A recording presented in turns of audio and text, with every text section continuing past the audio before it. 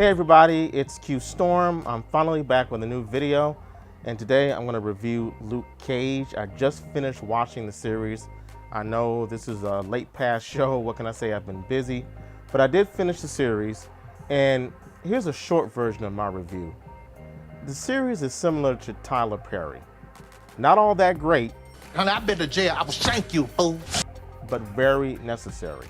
This is a groundbreaking show. It's a majorly Black and Latino cast with some great performances from a group of all-stars, including Mahershala Ali, Rosario Dawson, Frankie Faison, Sonia Braga, Frank Whaley, and especially the legendary and still beautiful Alfre Woodard. Alfre Woodard is a standout, delivering an award-worthy performance as Mariah, a councilwoman who's turned from typically dirty politician to Dark Lord of the Sith was more motivated and more convincing than Anakin Skywalker's.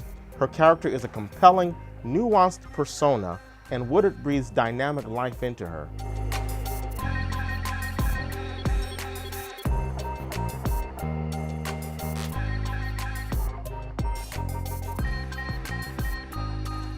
Famed authors, poets, Harlem landmarks, and celebrity locals from the worlds of fashion and hip-hop are given shout-outs in the series.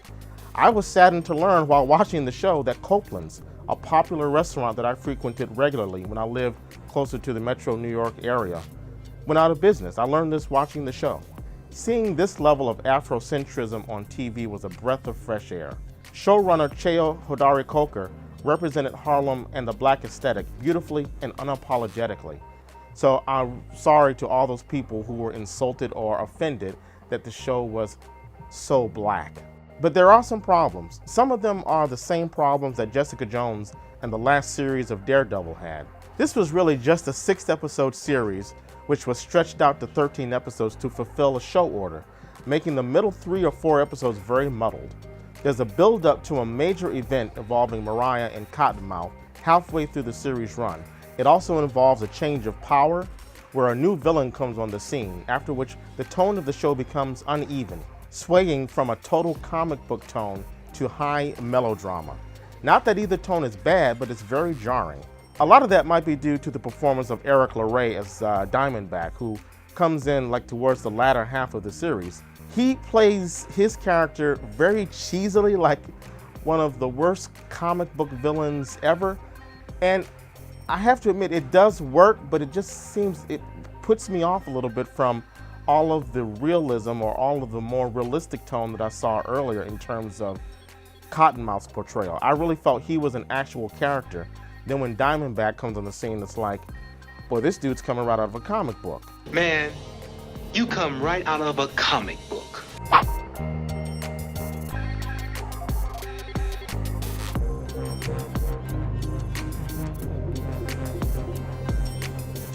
There are moments where the script makes no bones about showing love to Black culture, such as the bodega scene where Method Man has a cameo. He also gets to spit a few verses on the radio. Now, I didn't mind any of that for the most part, but on the flip side, there are times where the story comes to a screeching halt and just starts preaching. As an example, when Luke is confronted by a young gunman and he preaches about Black heroes and his dislike of the N-word. I agree with everything he said, but given how clever the majority of the script is written, it just seemed like the writers could have crafted that a little more organically. Even worse is the scene near the end of the series where Luke starts preaching to the officers and the detectives in the precinct. His message is so inspiring. All the cops, Black and white cops, are stopped in their tracks by his eloquence.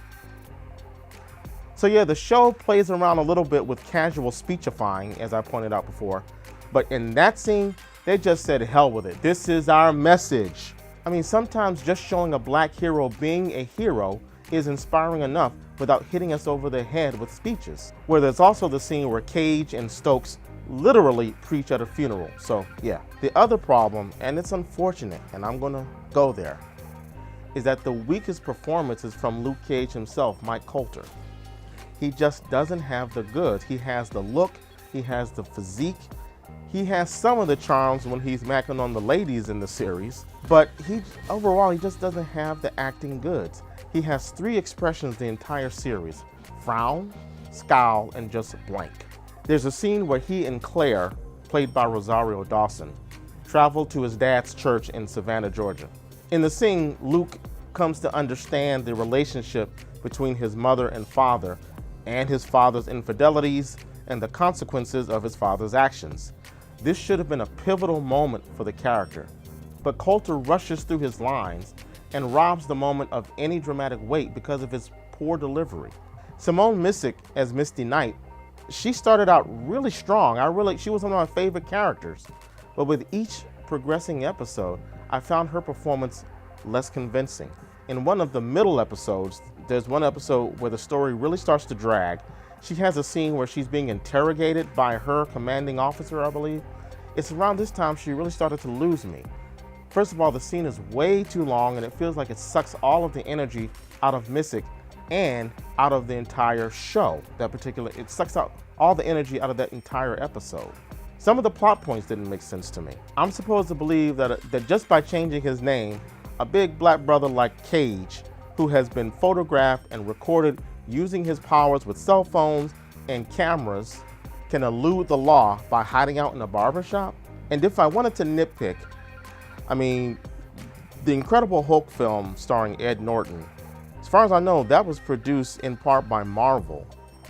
So if I got a scene in Luke Cage where you got a guy up on 125th Street hawking CDs or DVDs of the incident, referring to the Avengers movie, why was there no mention of what happened in the Incredible Hulk movie, that Harlem was nearly destroyed?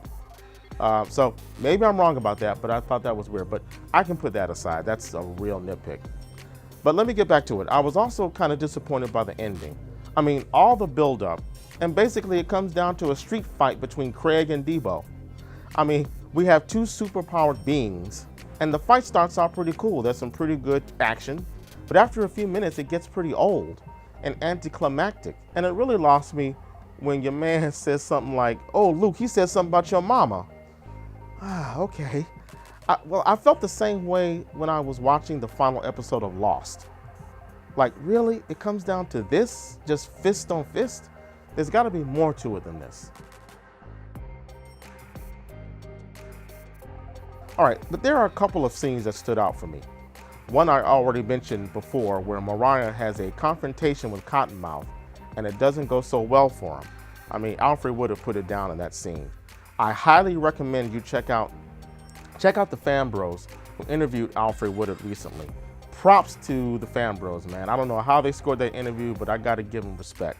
She gives some really humorous insight into that particular scene. The other scene that I really liked, very gripping scene, was the one with Luke Cage, Claire Temple, and the scientist who gave Cage his powers. They have to operate on him to remove a superpowered bullet that managed to penetrate Luke's skin. After watching that scene, I realized how much it might suck to have Luke Cage's powers if surgery is required. The series is flawed, but the diverse casting, the presence of a strong black male hero, the love that this series gives to black women of all shades and complexions and hues, and the varied depictions of African Americans more than make up for the missteps. So even though I was kind of down on it, I say it's a must watch just for that alone. I give it 3 out of 5 reels. And that's the martini.